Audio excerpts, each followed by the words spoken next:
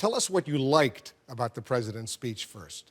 Well, I think he made a good point that atrocities occurred, that there was something awful that happened. The gas attacks, you can't watch them without having a great deal of sympathy for the people. But I guess my first response to that is, well, gosh, the guy who did this deserves death. I mean, the death penalty for killing civilians. Bashar al-Assad. Yeah, but I mean, the president's plan is to leave Assad alone. Well, do you think he should go in there and try to kill him?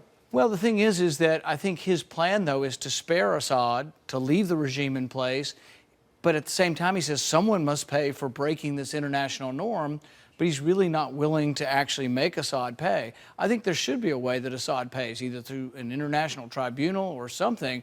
I think Assad can't remain there. Targeted assassination? Well, I'm not really saying that. What I'm arguing is that what the president has planned is not going to accomplish what he says he's going to accomplish, which is to punish Assad for this. I think Assad personally will not be held accountable for this. I also think that even if the diplomatic solution occurs, that he still may not be accountable because it may still leave him in place. You hope that this Russian initiative works, right? I do. I think that the military option, it has no clear military objective. I think if we bomb Assad, I think it'll be more likely that the country becomes more unstable, refugees become worse, perhaps Israel gets attacked. And I think also the real danger to bombing Assad is that the chemical weapons may become loose within the country and may be taken over by either terrorists or al-Qaeda. Because the president has a different analysis. Let me play a clip from what we just heard from the president.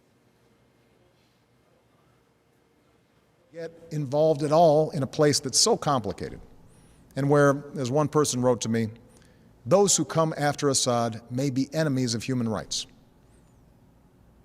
It's true that some of Assad's opponents are extremists, but al-Qaeda will only draw strength in a more chaotic Syria if people there see the world doing nothing to prevent innocent civilians from being gassed to death.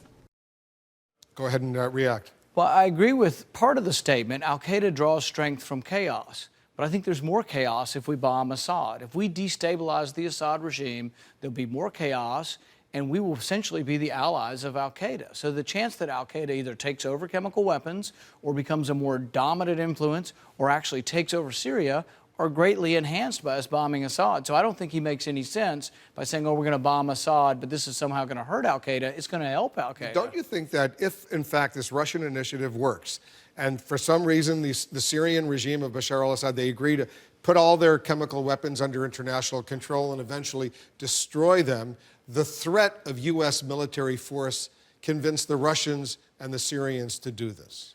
Maybe.